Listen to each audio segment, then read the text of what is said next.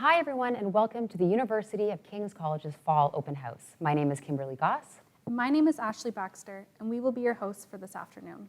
We have hundreds of people tuning in today from around the world, so we will wait one moment to give them an opportunity to log on. But in the meantime, I will remind our grade 12 students that you are going to get a free application waiver for next September for joining us.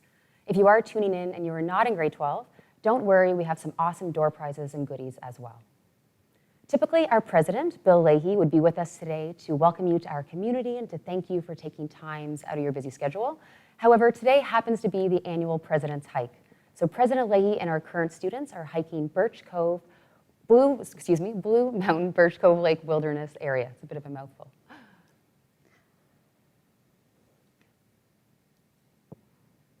So I would like to begin by saying a few words about where we are located today. King's is located in the heart of Halifax, Nova Scotia. King's and Halifax are on the unceded and ancestral territory of the Mi'kmaq people. Halifax is often known by its Mi'kmaqi name, Chibuktuk, which means Great Harbor. October is actually Mi'kmaq History Month, where we recognize and celebrate Mi'kmaq culture and heritage. In this photo, you can see students from our Humanities for Young People summer program raising the Mi'kmaq Ground Council flag that flies in the center of our quad. So we will begin today by introducing some of our participants. I will then go over an overview of our academic offerings. You're going to learn all about admissions and scholarship opportunities. I know that Ashley is excited to talk about our vibrant student life, and then we're going to have a Q&A with a current student panel. So as I mentioned, my name is Kimberly, and I'm the Assistant Registrar of Student Recruitment here at King's. So you may have seen me in your high school giving a presentation. Perhaps we've met virtually to have a one-on-one meeting, or we got together locally to have a coffee and discuss your options. I do support students all over Canada and internationally, so if you think I can help, please don't be shy.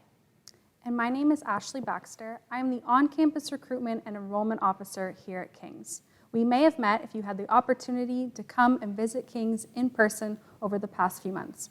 I also help walk and guide grade 12 students like yourself through the application and admissions process. Kim and I have two other colleagues that we would like to introduce you to today. Tara, our admissions officer, and Kaylee, our senior recruitment officer, who are hiding behind the scenes. You may have noticed a Q&A and chat box feature at the bottom of your screen. So they will be on hand to answer all of your inquiries, so please feel free to use that feature and ask questions throughout the duration of the presentation. All questions will be kept confidential. However, if you're a little shy or you're not comfortable posing your question here today, you can always email us at admissions@ukings.ca. And now I would like to let Dr. Daniel Brandis and Professor Tim Curry introduce themselves. Hello, thank you very much, Ashley. My name is Daniel Brandis. I am the director of the Foundation Year program here at King's, and I'm delighted to be here this afternoon to chat with you a little bit about the program and why we love it as much as we do. And hi, everyone. I'm Tim Curry. I'm director of the School of Journalism. Welcome. It's great to have you interested in King's, and I'll be talking a bit about our Bachelor of Journalism Honors program in a few minutes. So the University of King's College is located in the east coast of Canada in Halifax, Nova Scotia. Halifax is our capital city, and it's also a coastal city. The image that you are seeing here is of the Halifax Harbor, which is about a 20-minute walk from our campus. Halifax is a really vibrant community. There's always lots of sporting events and concerts, and it has a thriving arts and culture scene. Nova Scotia is a beautiful province that has tons of beaches. In fact, you are never more than 60 kilometers away from the ocean, regardless of where you may be standing. But what makes Halifax really unique is the fact it is a student city. There are 7 post-secondary institutions in Halifax, and we welcome over 40,000 students every September. So what that means for you is that when you're walking around your downtown core and you're soaking up everything that Halifax has to offer, the majority of people that you see around you are your age, and they're in the same time of your life as you. It makes for a really fun, exciting environment where you always have an opportunity to meet and befriend people from around the world. So what you are going to see now is King's Campus. So this is our A&A building, or our Arts and Administration building, one of the main buildings on our small campus. Here is where you can find the registrar's office. That's actually where Ashley and myself work. So it is where you would come for a campus tour, or if you wanted to meet one of our knowledgeable academic advisors who could help you carefully plan your degree. It also has our School of Journalism, Prince Hall, which is our meal hall. Our award-winning student bar and hangout, the Ward Room, is in this building.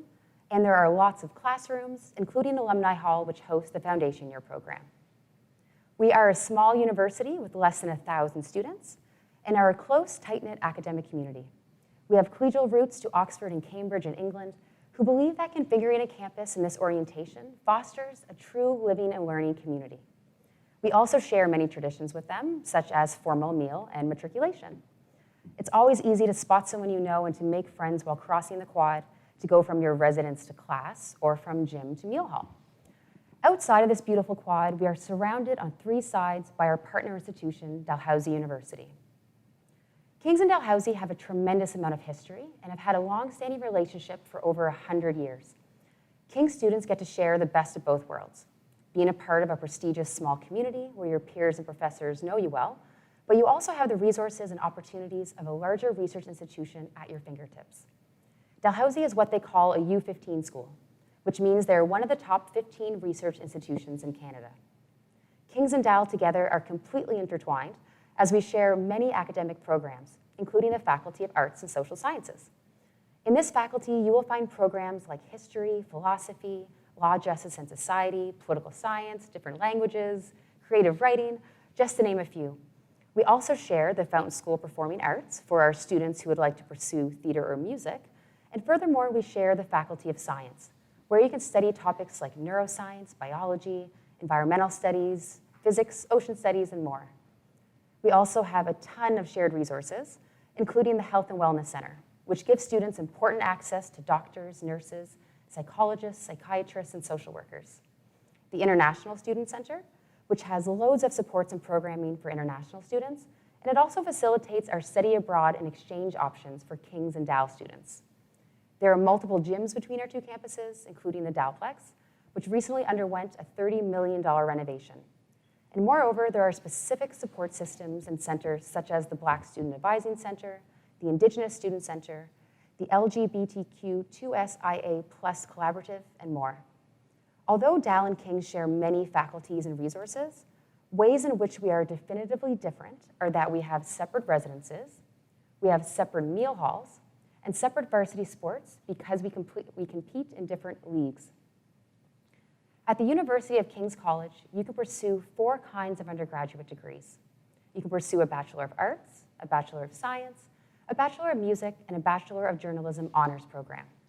Regardless of which degree you choose to pursue, the majority of King's students begin their studies in their first year with a special program called the Foundation Year Program.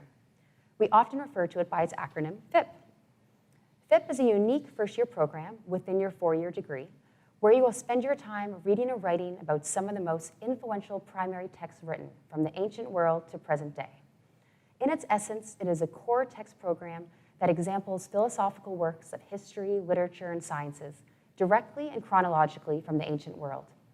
We are really tracing the immersion of certain concepts, including love, justice, power, truth, over the course of time.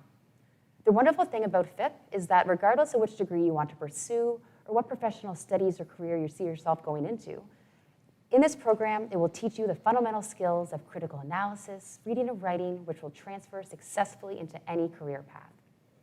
In FIP, we explore primary texts, which means that we use no textbooks. As a cohort or grade, together you will read all of these texts chronologically. These books are sampled from traditional subjects like history, the natural and social sciences, philosophy, drama, and literature. This means that these authors are playwrights, political theorists, feminists, scientists, and more. So what does a traditional day in the Foundation Year program look like? In the morning, you will attend a 2-hour lecture with your entire FIP class. You would have been given a book, novella, or play to read before the lecture, and as a group, you will hear from one of our esteemed professors on the subject material. After the morning lecture, you will have a small tutorial of 12 to 15 students maximum. And this is where you really delve into the text. The awesome thing is that we keep you with the same 12 to 15 students all year long in FIP. This is because you're reading challenging stuff like Plato and Homer. You may not understand it all, but you will feel comfortable expressing your views and ideas safely amongst this core group. The unique cohort structure and curriculum of the Foundation Year program is thoughtfully designed to instill important transferable skills and confidence in first-year students, many of which are not typically developed until one enters into a graduate program. I would now like to introduce Dr. Daniel Brandes, who is the director of the Foundation Year program, to speak a little bit more about FIP and how it is uniquely evaluated. Thanks very much, Kim. I'm really delighted to be here to say a little something about the Foundation Year program, or to elaborate on some of the points that Kim made. As she points out, the program works by bringing together great works in the history of the West. And these are works from across the disciplines. So we read works of history and philosophy, theater, natural science, the social sciences, and we bring them together in a way suspending traditional disciplinary divisions. So in a less sort of, in a more conventional first-year program, unlike the Foundation Year program, you might take 5 different classes, and you would be responsible for 5 essays at any given time in each of your classes. It's a lot to juggle and organize. In the Foundation Year program, at any given time, you are working on a single essay, which means the difficult work of juggling many essays is removed. And we do that on purpose so that at any given moment, students can focus wholly, unreservedly, on a single text, the text that they're writing on. The way Foundation Year program students get their marks is that every 2 weeks, they produce an essay. And that essay, it's not a long essay, it's between 1,250 and 1,500 words. That's all. But they're writing essays on the topics, texts, or themes that they studied over the past 2 weeks. And every student in the program is writing an essay of this kind at the same time. So they have the tremendous advantage of being able to share their thoughts and ideas about their essay with other students in the program. And this is a way of students coming together over these lofty and important ideas. And the hope is that what they're learning about in lecture or in tutorial bleeds out into the quad or into the various social societies, so the students are always talking about these ideas and learning together. I guess I want to say something about the average, ordinary Foundation Year program day. So as Kim pointed out, the day begins for all of the students in the program coming together in Alumni Hall, where they will hear a lecture from 9:30 to 11:30 in the morning. And once that lecture is over, students will break into smaller groups of 12 to 15 in their tutorials. And students stay in the same tutorial over the course of the entire academic year. And that gives them a real chance to bond with the other students in their tutorial.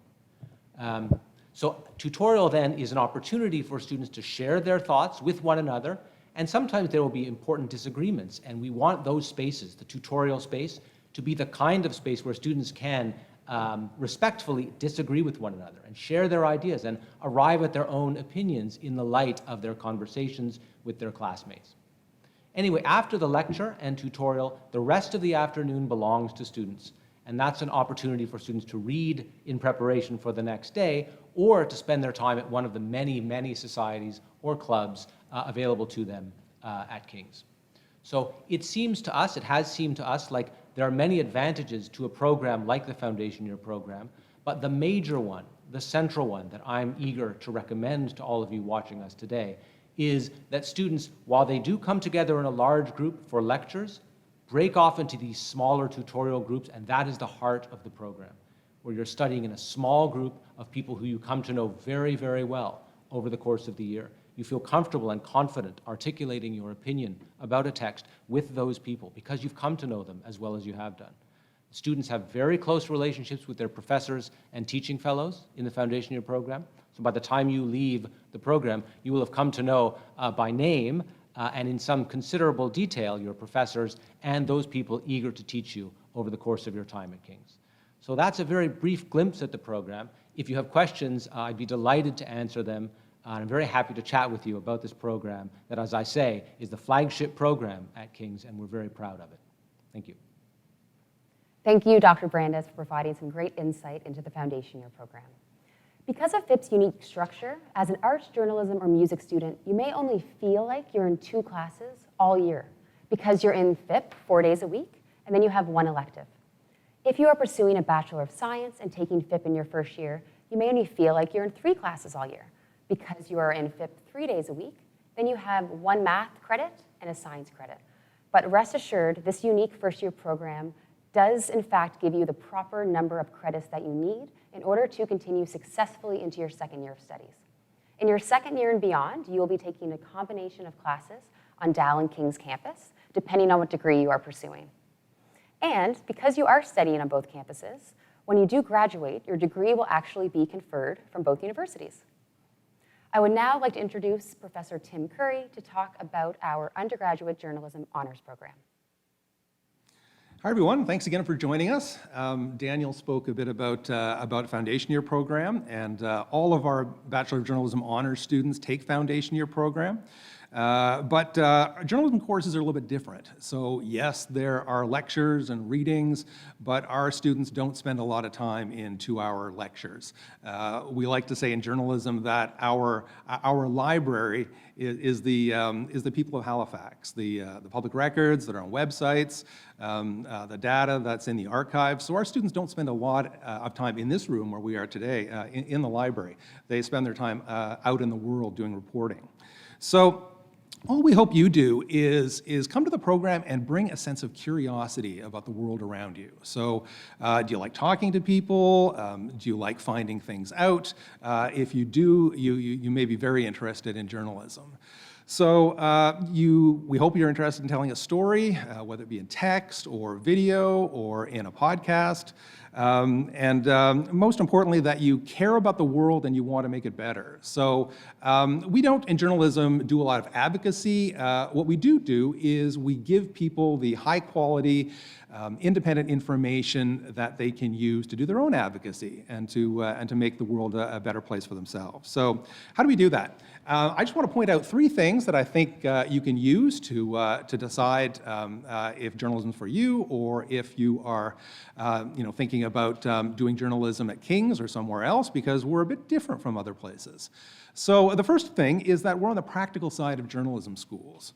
So, like I say, our students aren't sitting through a lot of classes. We focus on the doing of journalism. So our courses are typically courses where you're doing in-class exercises, where you're sitting down and working at editing, or whether you are talking through stories in a newsroom.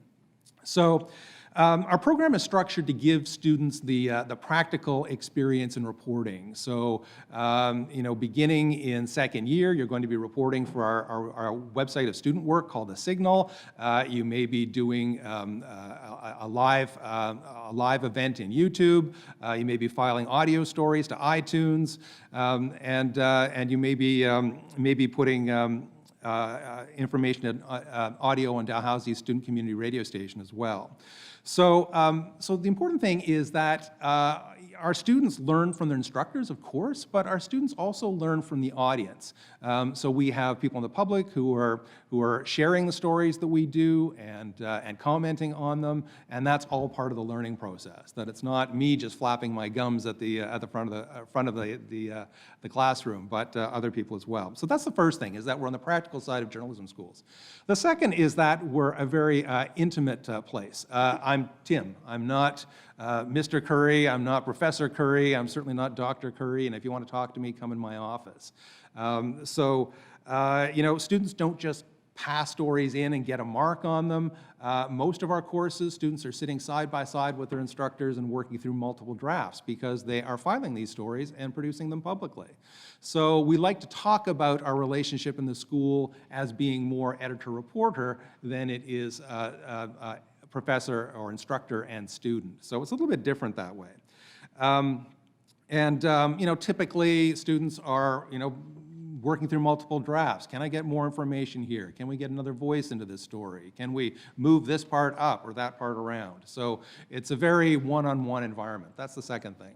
And the last thing I'm going to mention is that our program is quite different from other journalism programs. I don't know if you can show the slide of our curriculum there, whether you've shown it already, but in first year, it's a lot like FIP. Students are in small tutorial groups. They're in their FIP tutorial groups, but they're also in their journalism tutorial groups, where they learn what is journalism, what is news, how can they, what is the role of journalism in society, how do journalists help people make good decisions.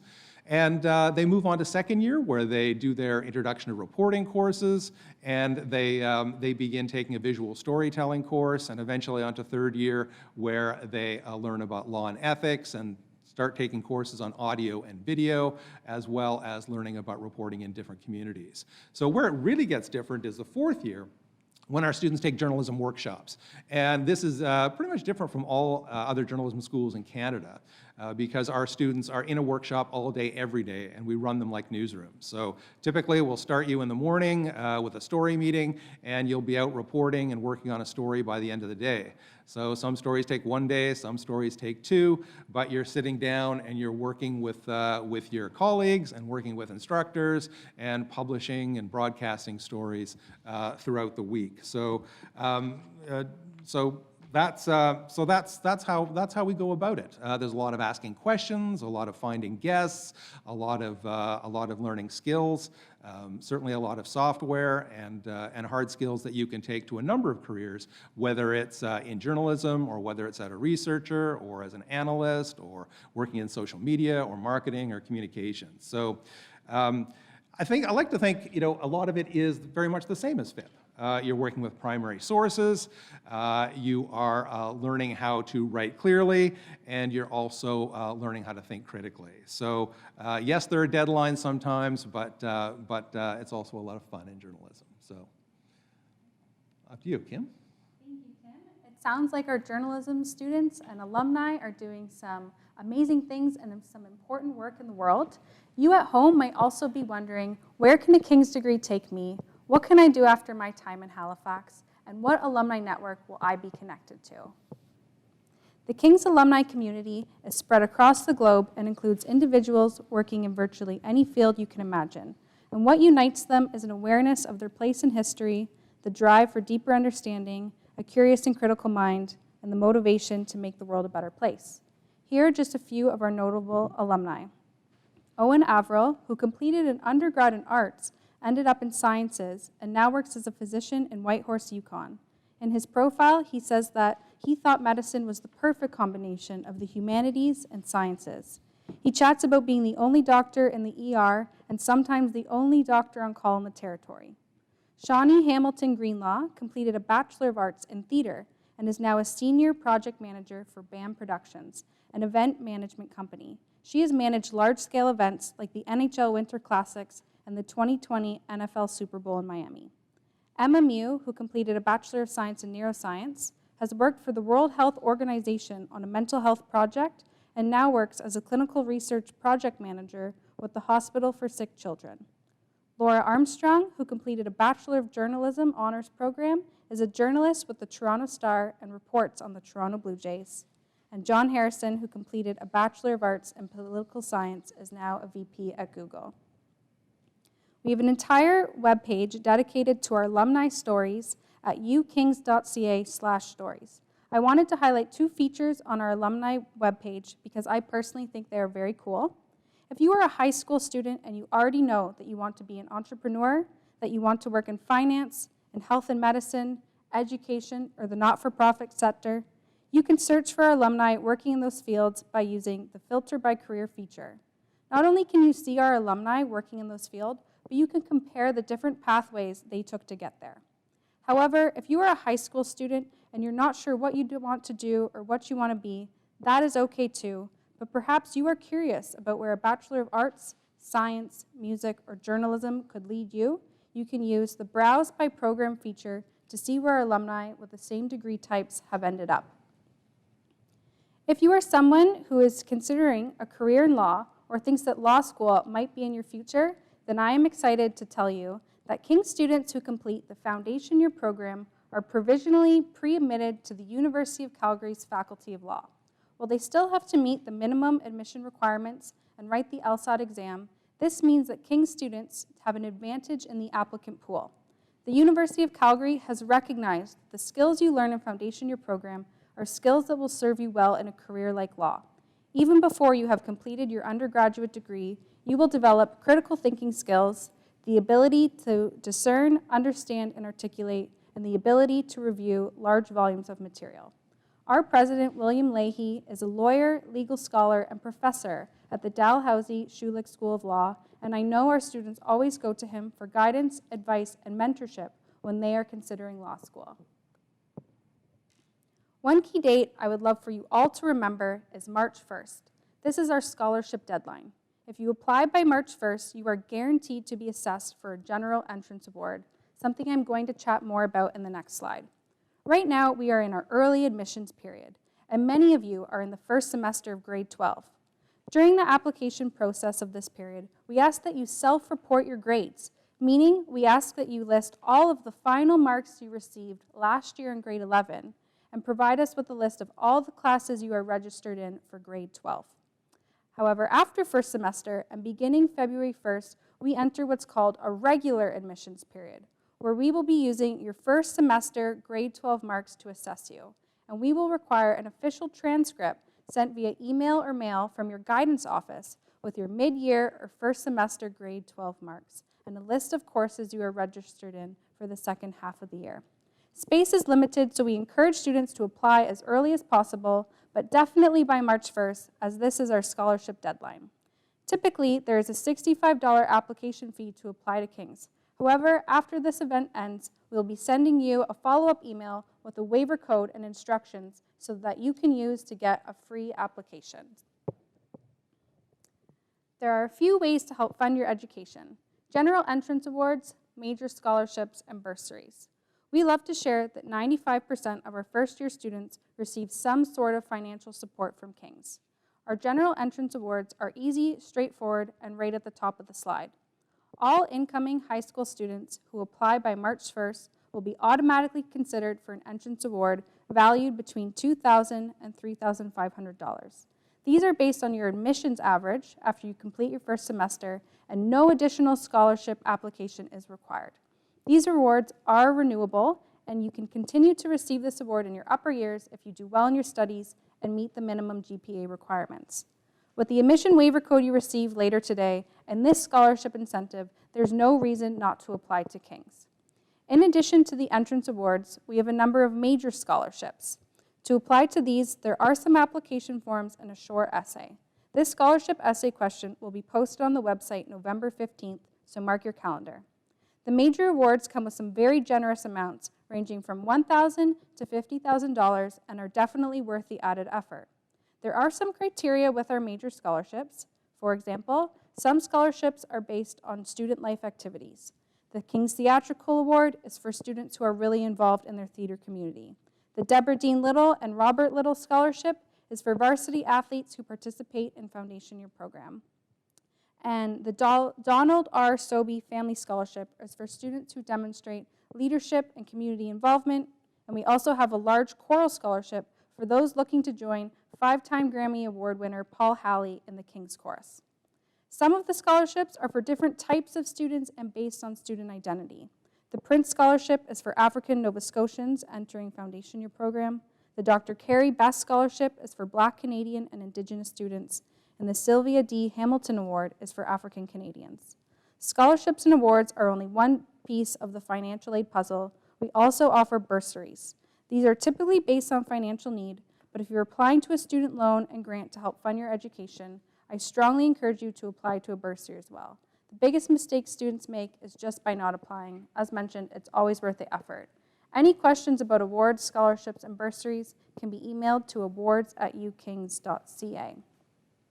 So as Kim mentioned, King's and Dalhousie share many academic programs, and King's students have access to all the resources and facilities on the Dal campus.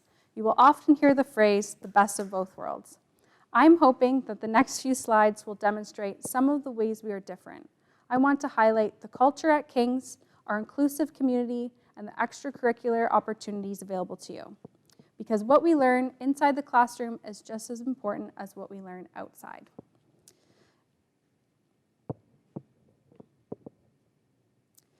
Varsity athletics is something that King's and Dalhousie keep separate. King's competes in the ACAA, the Atlantic Collegiate Athletic Association, against smaller schools like Mount St. Vincent, St. Thomas, Mount Allison, and Holland College. We have 8 different teams and offer 5 different sports: co-ed badminton, who won second in nationals, women's volleyball, and men's and women's rugby, soccer, and basketball. You don't have to be the captain of your high school team or play in a competitive travel league in your province to make a Kings team. And academics will always come before athletics here, so you don't have to worry that your studies will suffer. If you are interested in learning how to be recruited for a varsity team, please contact a member of our athletics department at athletics@ukings.ca and visit our athletics webpage to complete the form, Do You Want to Be a Kings Blue Devil? You can also indicate on your admissions application that you are interested in varsity athletics and consent to your information being shared with them. In addition to scouting and recruiting, athletics does host open tryouts every fall. If you don't see your sport offered here, that's okay. Our athletics director, Neil Hooper, was awarded Athletics Director of the Year by the Canadian Collegiate Athletic Association and is well connected to the athletics community in Halifax, can certainly help you find what you're looking for. If you're not interested in playing at the varsity level, but you're still passionate about athletics and fitness, don't worry, we have lots of options for you too. The King's Gym has a small cardio room, weight room, and yoga studio where the dance collective practices. You also have full access to the Dalplex with a brand new cardio and weight room, high-performance training room, Olympic-sized swimming pool, rock climbing wall, tons of court space, and classes from kickboxing and boot camp to spin and yoga. Dalhousie also houses the intramural sports program, which is a fancy word for non-competitive and fun league. While there are many typical sports like hockey or soccer, you can also play ultimate frisbee, water polo, Quidditch, and underwater hockey. If any or all of these interest you, please stay tuned for a Q&A period coming up where you will get to meet Aiden, one of our varsity athletes. As a King student, you also have access to the Dalhousie International Student Center. This is not only great if you are an international student tuning in, but if you are interested in participating in a study abroad, exchange, or field course. An international learning experience is more than a course in another country. It is a once-in-a-lifetime opportunity to be introduced to new cultures, languages, and perspectives, all while gaining invaluable academic insight. With multiple destinations and partner institutions, there are about 90+ different options to choose from. I want to highlight 2 King-specific field courses that are offered within the spring semester. These are both 1-month-long full-credit courses and an amazing way to earn a credit as a way of getting ahead or catching up. The Early Modern Art, Literature, and Politics course in Florence, Italy, offered within our Early Modern Studies program, and Memory, Politics, and Place, Berlin's 20th Century course in Berlin, Germany, offered within our Contemporary Studies program. If this is something you're interested in, I encourage you to speak to our academic advising team early on in your university career so that they can help you build this opportunity into your degree. When you go to university, you have 2 housing options. You can live on campus or off campus. For those who choose to live off campus or those who are local and are living at home, we have a great day student society that work very hard at keeping everyone living off campus connected to the King's community. For those who choose to live in residence, we have 3 room options: single rooms, double rooms, and something called conjoined single or semi-private rooms. This last room type is certainly unique, but is the most popular option among students. As you can see in the bottom right corner, these rooms award you privacy and the experience of having a roommate and built-in friend. We have a very vibrant residence life community that is often described as a true living and learning environment. Our president, Dean of Students Katie Merwin, and resident staff called Dons all live on campus. Their job is to help keep you safe, be available for on a drop-in basis, support you if you need personal or academic help, create a positive living environment for all, offer one-on-one check-ins, and plan fun events. You can see some of our students carving pumpkins last year. And when students are in the Middle Ages during the foundation year program, there's always a Dante party where students decorate the floors as if they were in hell, purgatory, and heaven. We have an upper year student with us today named Max, who's here to help answer some of your residence-related questions. Residence applications for 2022-2023 academic year are now open. If you see yourself living in residence while at King's, I would encourage you to apply early. Spaces for first-year students are guaranteed until March 1st, and after that are on a first-come, first-served basis. You can submit your residence application at any time, and it will be processed after you receive confirmation on your admissions to King's. When you apply for residence, you'll be able to share important details about your lifestyle preferences, your preferred living environment, and tell us a bit about yourself. We spend a lot of time thinking about room assignments, and We consider a lot of factors to get the best fit. For any residence-related questions, please email residence@ukings.ca. 1 out of 3 students hold an on-campus job during their time at King's, including positions at the 3 student-run businesses we have right here on campus. They are a great way to contribute to the King's community while developing employable skills and earning an income. We are proud to offer a range of co-op opportunities within particular programs, including journalism, environment, sustainability and society, biology, chemistry, mathematics, and more. We are excited to be offering public humanities fellowships, which often take the form of summer internship opportunities within the arts and culture sector. This past summer, students worked with St. George's YouthNet, the Discovery Center, Dalhousie's Faculty of Health, Alberta Views Magazine, and Outside the March Theatre Company.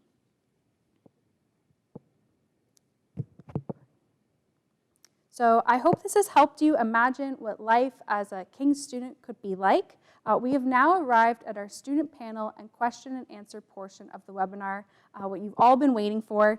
You can certainly ask our students personal questions like, what was your favorite foundation year program text, or where is the best place to eat in Halifax?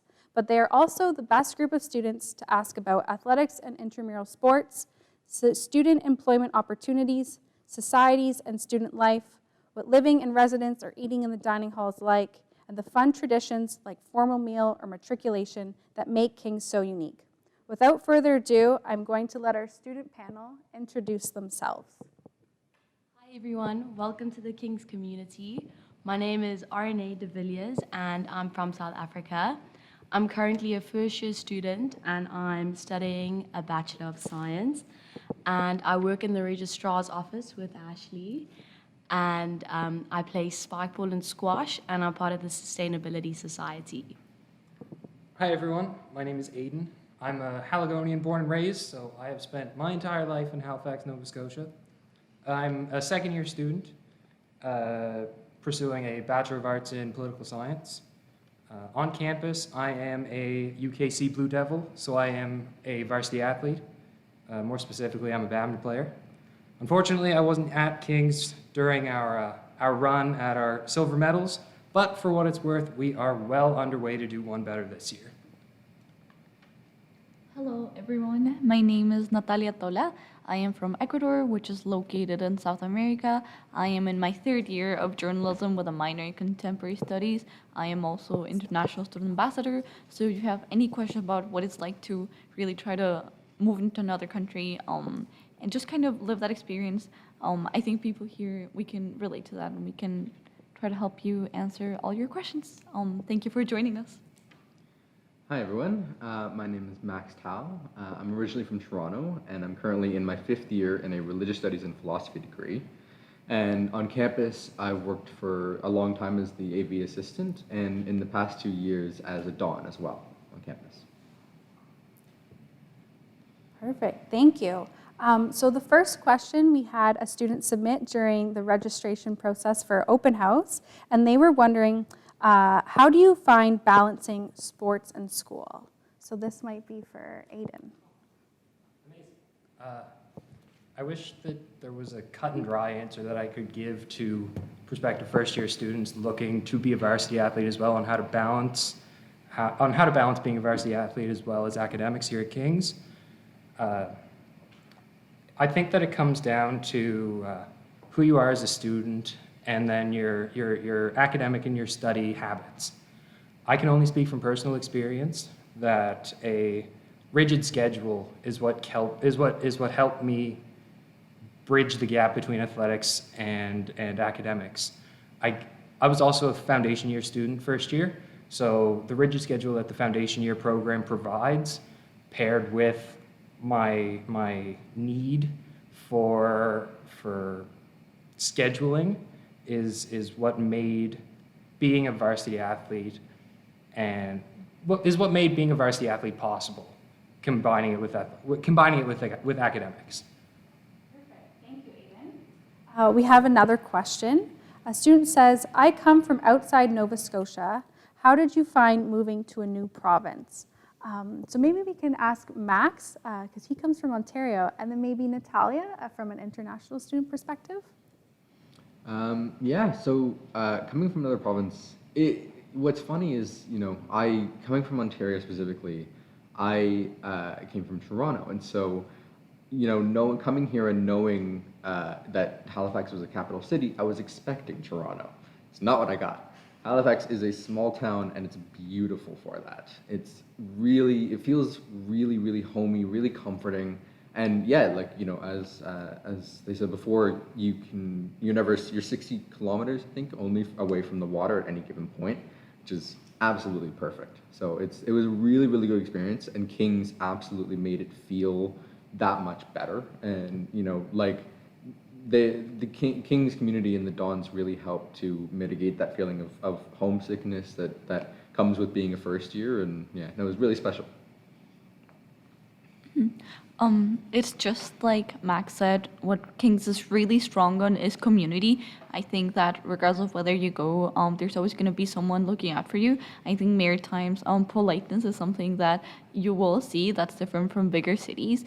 And something that's really exciting about Halifax is that it's a young city. There are more than 4 big universities, which means that you're surrounded by this constant energy of students coming up with new ideas, going to classes. So there are always things to do. For example, recently we had the Nocturne Festival, which featured a lot of artists, and you could see art across the city. You could walk around. And the fact that it's a small city, I think that's actually extremely reassuring. I think when you're from another country, your parents worry a lot about you, about whether you're eating, doing your laundry, and if you're lost. And in Halifax, that's not a problem. You can very easily find your way back, and I think that's something that helps you feel at home very quickly. And in residence, like Max said, there's ice everywhere you look, which is so nice. In your floor, you have your own Don, which is always looking out for you, making sure that you're adapting. But then you also have people in your tutorials. You will find a lot of small communities, and I think that's what really makes Halifax so unique. It's really about the people. It's not about the city in itself, but about the individual connections and how meaningful they can be when you're new to a new country. Perfect. Thank you. Great answers, Max and Natalia. This question might be best suited for maybe Dr. Brandis. The student asks, FIP seems very interdisciplinary. Does it include any portion of creative writing? That is a good question. Maybe let me get to that by first pointing out what maybe I ought to have pointed out earlier, and that is the foundation year program moves forward chronologically in time. It begins in the ancient world, and over the course of 6 sections, it moves forward to the 21st century. So you're studying great works from over the course of the tradition. Now, as for creative writing, the FIP essay, as I mentioned, which is due every 2 weeks, is usually takes the form of a single citation from a text, and a student is simply asked to discuss it. So there's a great deal of creativity that goes into figuring out how ought I to approach this citation? Why have they chosen this citation to discuss? What is it about this particular passage that recommends it as an interesting topic for an essay? And so there's an element of creativity that enters into any foundation year program essay. Now, it's true that one of the skills that we are trying to cultivate in our students is the ability to open oneself up to a text and allow the text to speak to you directly. That involves, in a way, subjecting yourself to the text. The text is, in a certain respect, the subject, and you are subject to it. But that doesn't mean that, therefore, you're in a passive posture.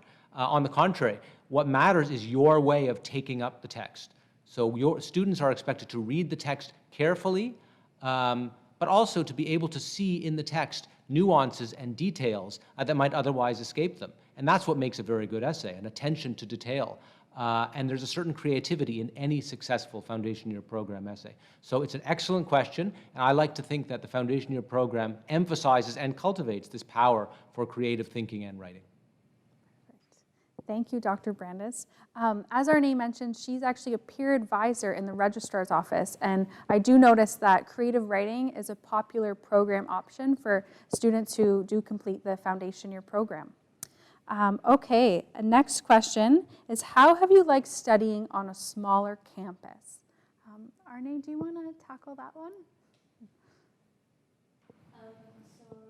I went to boarding school when I lived in South Africa, and there were about 1,000 students on campus. So coming to a smaller campus, there's a lot, like previously mentioned, it's a very tight-knit community, and every face that you see is a familiar face. So there's always this sense of home and comfort.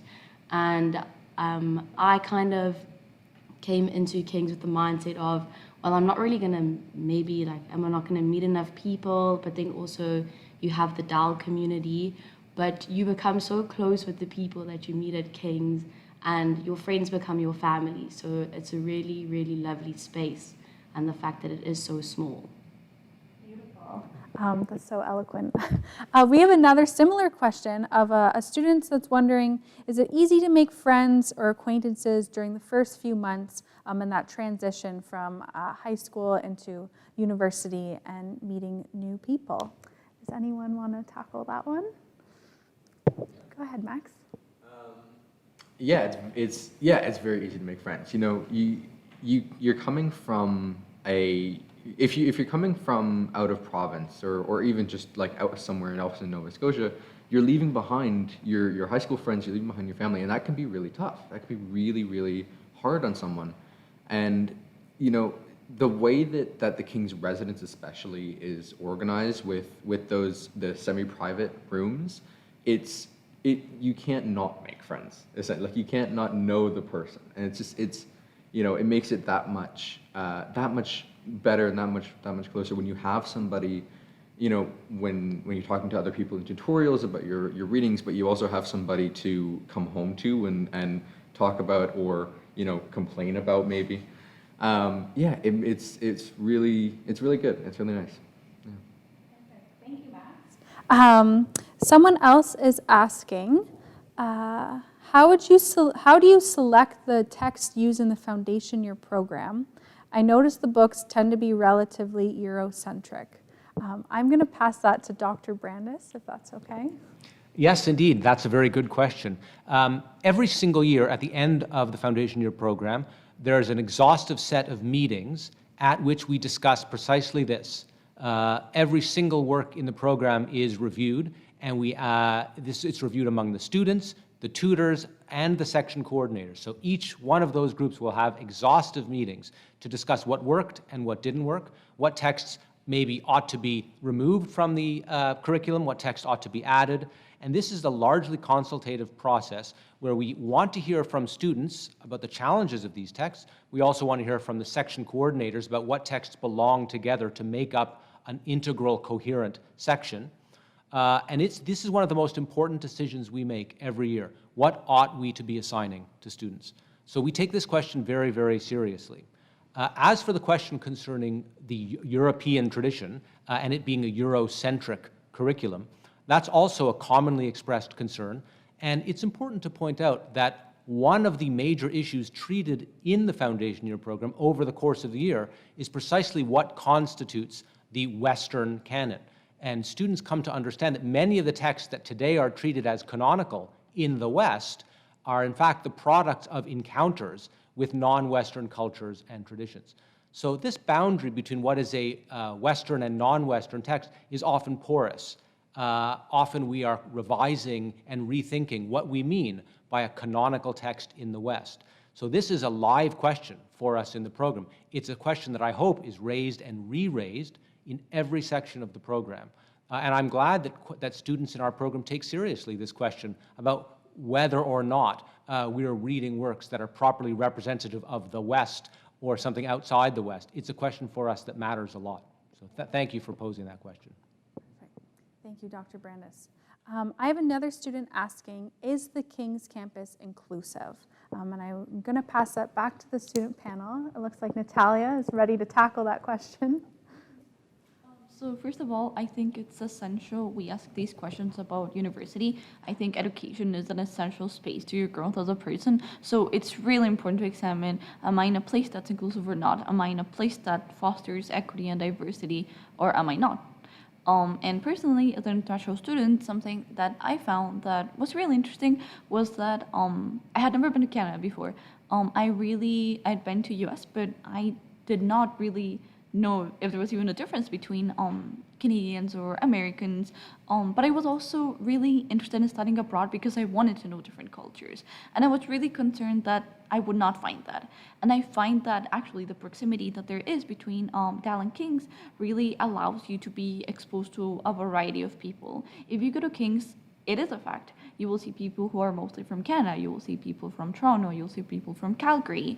And for me, it was really interesting to learn about the prairies or to learn about Montreal and how these people interact.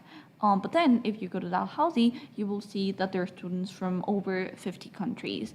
And again, something that's really good about Dalhousie is that they are more specialized to attending to these different groups. The International Center in particular, it caters to students who are just learning the ropes, how to use transit. So I think it's essential to kind of address that area. But then on the other hand, diversity, it's such an important to me concept that branches out in different areas. But for example, if you're talking about gender and sexuality and how this is something that also constitutes diversity, obviously, we have very vibrant communities for the LGBTQ plus community, whether that's Dal Out or the King's Pride Society. These are very vocal groups. There's also a sexualized violence policy advisor, Jordan, and she does really important kind of advocacy to make sure that women or everyone really who's ever felt a danger is truly respected. So you'll find that all these groups, which sometimes tend to be omitted from canons such as Eurocentric texts, I think they are celebrated in King's and in Dal because of the diversity of the environment. I think you could argue King's is a diverse school, and Halifax is a very diverse city. So I think there's definitely that, and that is how I perceived it so far in my time here. If I could add something too. Absolutely.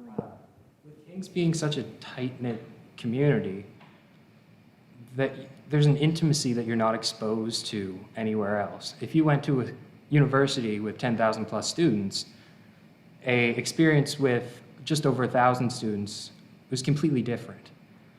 At King's, what makes you you is not only accepted, but it's celebrated. So what may make you stand out in high school and make you feel slightly ostracized, it's celebrated, it's accepted. What makes you you is the most important thing on this campus. And the celebration of you being you, you will never not be included in anything on this campus. Thank you, Aiden, and thank you, Natalia. Aiden, I thought that was beautiful, and Natalia, I love that you brought up Jordan Roberts. We also actually have a newly hired equity and accessibility officer named Rima. So lots of supports, but on the topic of supports, a student was wondering what kind of mental health supports are there for King's students? And I'm not sure if you guys feel equipped to take that on, Natalia? I like that this question was asked because we actually had a question about this last year, and I like that it's being normalized that we can speak about these things. We speak a lot about physical health, especially in varsity teams, but mental health, it's something that's so essential to really examine in first year. You're exposed to such a variety of people, situations. You're constantly out of your area of comfort, and Dal King's is very equipped for that. So first of all, we have dons in each and every floor, and they constantly check on students, especially during holidays. So this is someone who lives in your floor who was hired to look after you. But then on the other hand, you have the student peer advisors in the main building, and this is a very comfortable, very welcoming space where you can just come in and speak with someone your age about a problem you might be having with your roommate at class. So these are King-centric support. Likewise, for sexualized violence, Jordan really looks after students who are suffering with this, and it's very easy to find conversations with her. Like I said before, there are really eyes everywhere you look, which is very comforting and stops you from feeling isolated. But Dal, on the other hand, they have a wellness center. It's a great center. You can get in-person appointments to see a professional for mental health, and there are also apps that the University of Dalhousie and King's have designed. So you can speak with someone if it's 1 a.m. and it's a particularly bad night.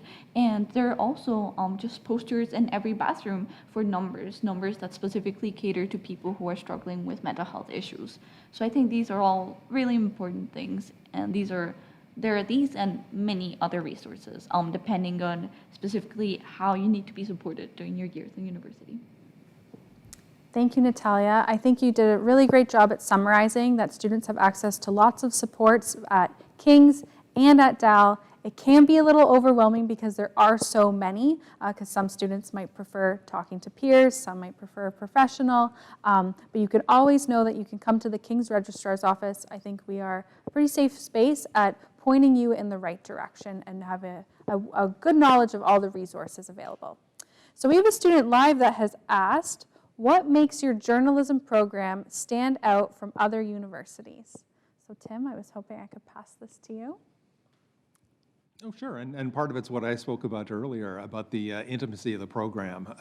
We are also a fairly small journalism school, and we know everyone's name, and most of our classes are not the classes you may have had in high school. Most of our classes operate as newsrooms, where students are working one-on-one with their instructors, and producing stories for the public.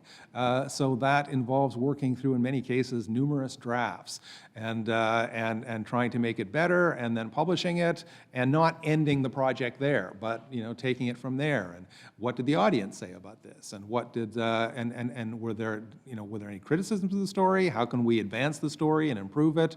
And in most cases, it's what was great about the story. What did they say? And that's a pat on our back as well. So certainly there's the intimacy of the program, there's the practical aspect. Our fourth-year students do a 4-month internship. So in addition to us as instructors teaching in the program, students get a chance to learn from editors and producers in the working world as well. So there's that definitely that practical aspect of the program. And then there's the third thing I would say is that students get a chance to try many different disciplines of journalism. So you can take a workshop in audio, you can take a workshop in video, or audio documentary and video documentary. So everyone has to take the news workshop in their final year, but you get a chance to take investigative, or you can take long-form narrative writing. So you really get a chance to try out a whole bunch of different areas of storytelling in our program. Thank you, Professor Curry.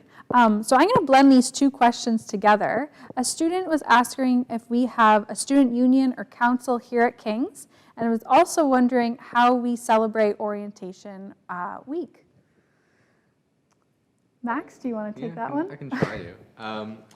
So yeah, we do have a couple councils on campus. There's the KSU, the King Student Union, which they just had a general meeting a few days ago that I was a part of, where it's very much like what you would expect a government's hall to be, with everybody voicing their own concerns and everybody trying to do what's best for Kings, and trying to do what's best not only for Kings, the King students, but also the certain businesses that we have on campus.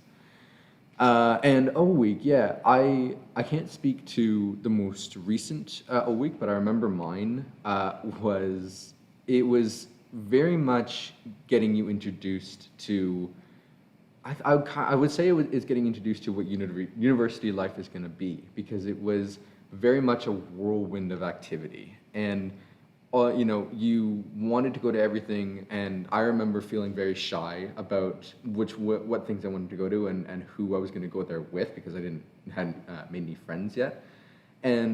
But I do remember one particular part. There was a bouncy castle set up in the gym, and not just a bouncy castle, but like a bouncy obstacle course. Mm-hmm. And I actually met one of my longtime friends there. We've been friends for the last 5 years, and so celebrating a week is very much a whirlwind. You're very much getting used to university, but it all goes well in the end. Thank you, Max. I had two students that were asking about what music groups or opportunities there are on campus.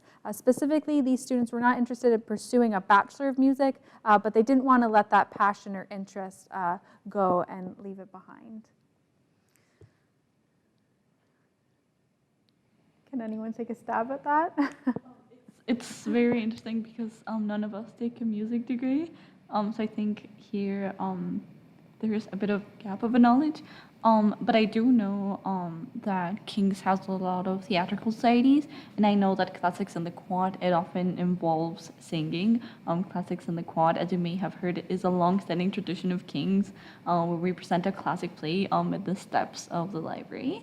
At the same time, I am aware that DAL has a great music program, which I know is something that King's really relies on. And here I know that there are not only different groups of choir, which also kind of intertwine King's and DAL students, but I also know that there are just all these great theater programs, and of course classes that specialized on sound, audio. There are also very beginner level classes, which I think can be helpful if someone's just trying to get interested in learning a new instrument.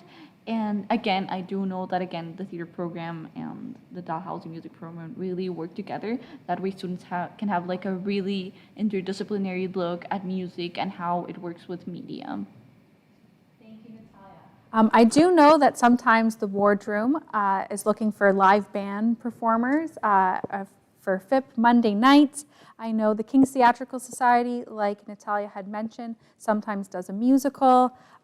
Sometimes the chapel has an open mic night. The acoustics are really great in there. We had a student a few summers ago actually record an album in there with his dad. So definitely lots of music opportunities here on campus. The next question that comes in is, what is your favorite King's tradition? So I know Arne is new and in her first year, and Aiden did FIP online last year. So maybe they can talk about traditions they're looking forward to that maybe they haven't participated in yet. Do you want to go first? Well, my favorite tradition was definitely the matriculation, which we were fortunate enough to have, but the second year students unfortunately didn't because they were online. So that was something really special, and it was also because it's so known to King's, and like I've never heard of any other university that does that in the country. So that was really special, and it was really like special to experience it as well. I would say that a King's tradition that I'm looking forward to is at the end of year athletics banquet. King's prides itself on its athletes and takes its opportunity to recognize them at the end of each and every academic year through a banquet and awards ceremony. Unfortunately, last year's was online, so this year I'm really looking forward to having that opportunity to be with all the other athletes in person. Thank you, Aiden. I have another question. What advice would you give to a new student who wants to thrive at King's? And maybe we can just go down the panel, if that's okay. So the question was, what advice would you give to a new student who wants to thrive at King's? I'd say definitely put yourself out there, engage in conversation, and just create a safe space to talk to others, because a lot of people here have such amazing and inclusive ideas, and like you draw on from each other and you learn so much from each other. So I think that would definitely be a good thing, and to just be open-minded, and especially if you're going into the FIP program, to go in with an open mind as well. I think that's really important. So I think that's how you'd thrive here. I completely agree. I would say that the best advice I can give would be don't hold back. Just throw yourself into the King's experience. Embrace what makes you you, and you will have no issue thriving here at King's. So I absolutely love the word thrive. I think it's different from saying things like doing well or getting by. I think thrive is a strong word, and I love it. I think that my answer to this is to not being afraid of making mistakes. I think it goes without saying that in your first essays, your first classes, there will be blunders. There will be times where you will be completely out of your comfort zone, and that is okay.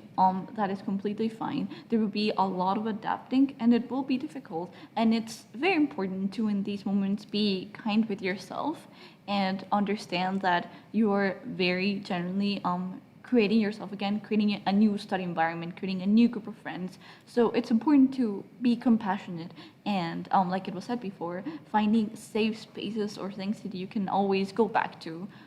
The things that made you happy before, they will make you happy. So keep doing, whether that's like knitting or just reading. Find those things that really ground you, because it is important to be kind with yourself. It's what's maybe most important. Yeah, I really like that we're all like in the same vein here. That like it's like putting yourself out there. Like that's the best thing you can do. And as soon as I heard Ashley say that question, I heard my mom in my ear saying, "The more you put in, the more you get out." It's absolutely true. Like you have to, you're gonna get here. You're gonna be nervous. This is your first time at university. It's gonna be very scary. It might be your first time away from home, which it was for me. You just have to put yourself out there. Like throw caution to the wind and just, yeah, it's gonna go great. It's gonna be really great.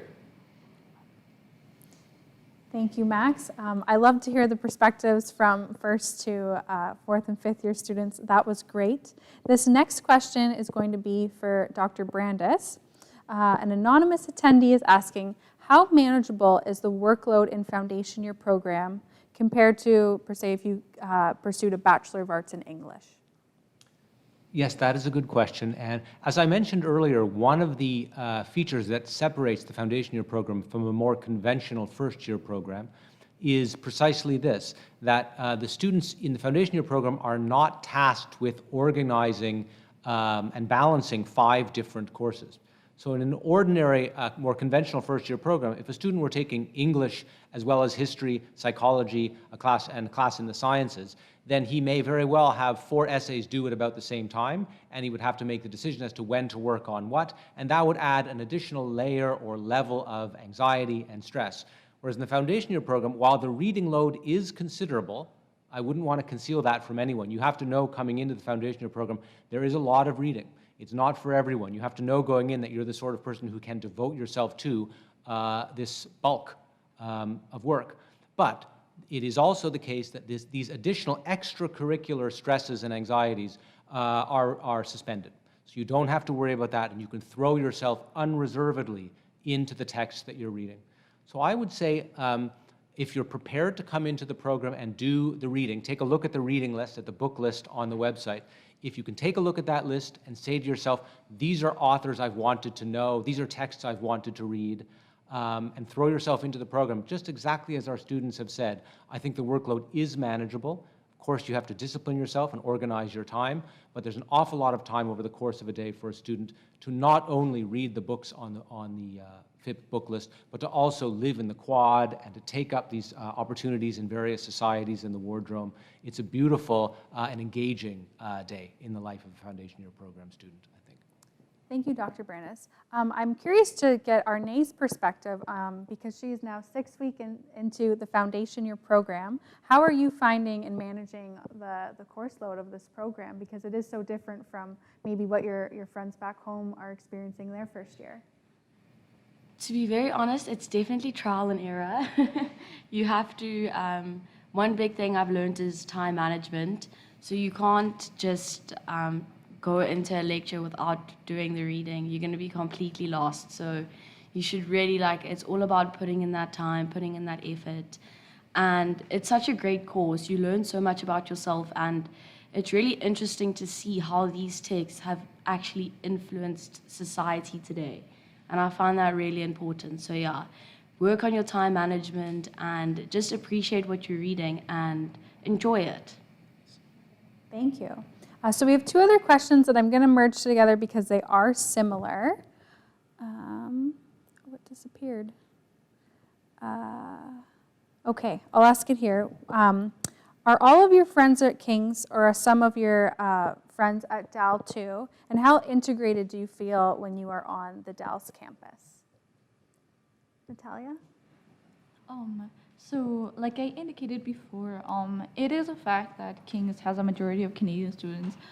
So as an international student, I was a little concerned that I wouldn't be able to find someone who was also struggling with the experience of having English as your second language.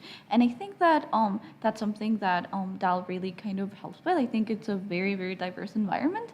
So for me, I found that I had a group of friends who were from King's and a group of friends who were from DAL. And I think the fact that you take so many classes, that there are DAL students taking classes at King's and King's students taking classes at DAL, that there's not really, objectively, there's not really a tangible difference.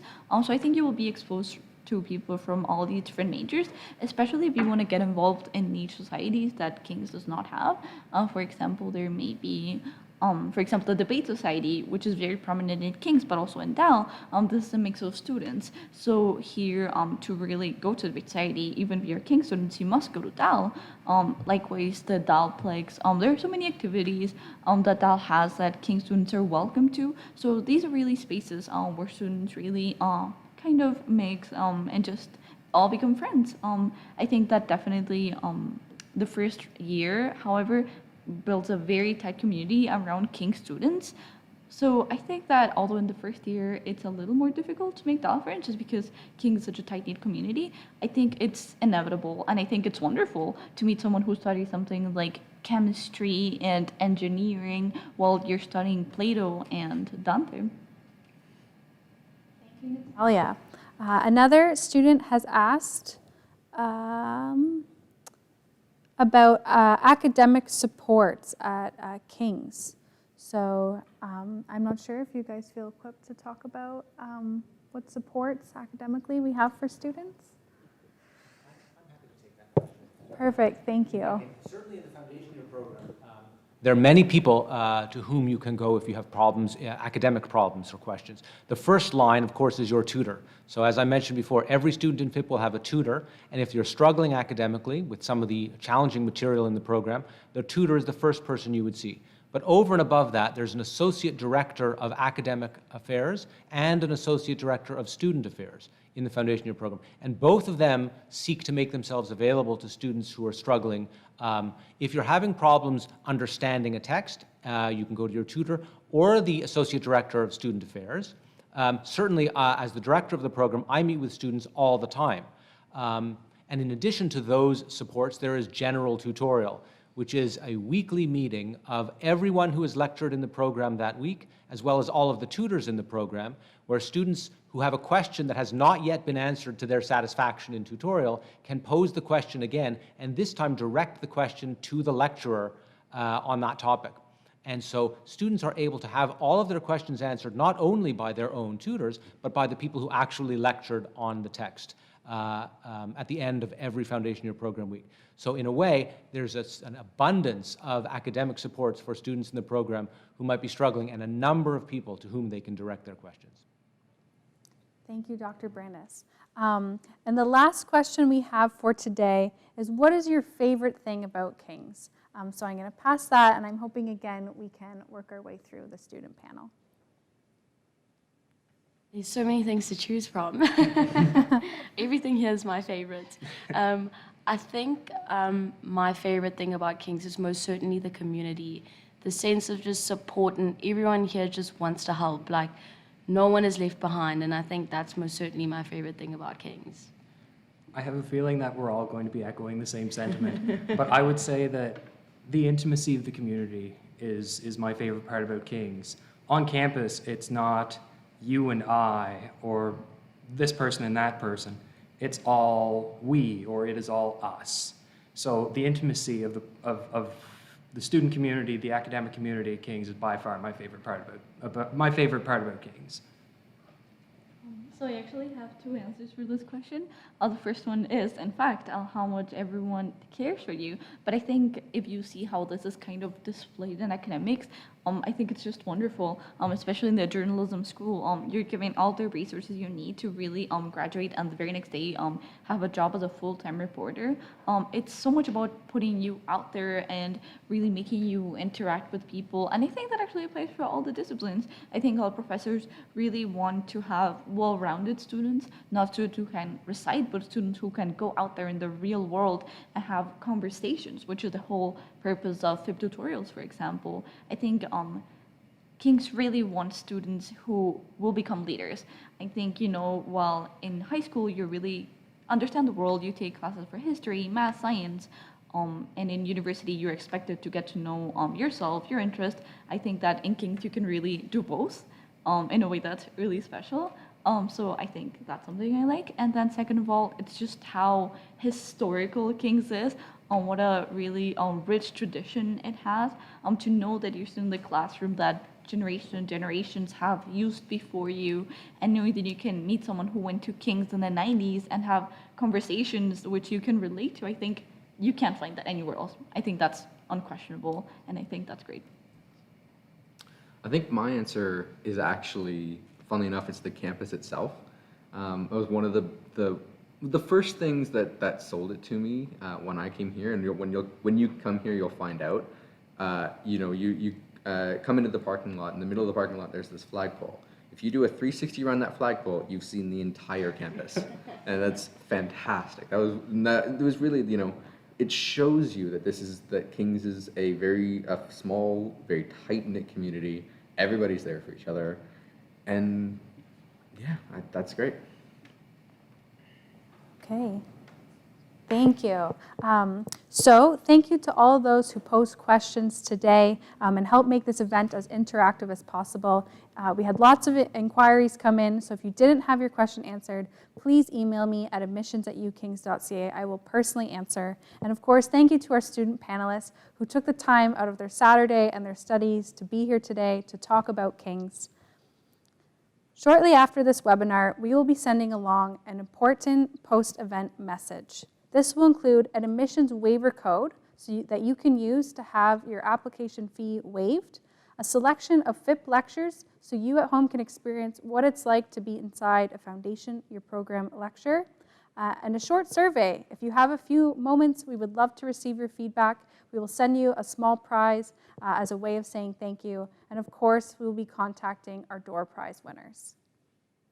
We have many upcoming events this fall at King's. We have an essay writing contest and workshop, as well as a photojournalism workshop and contest.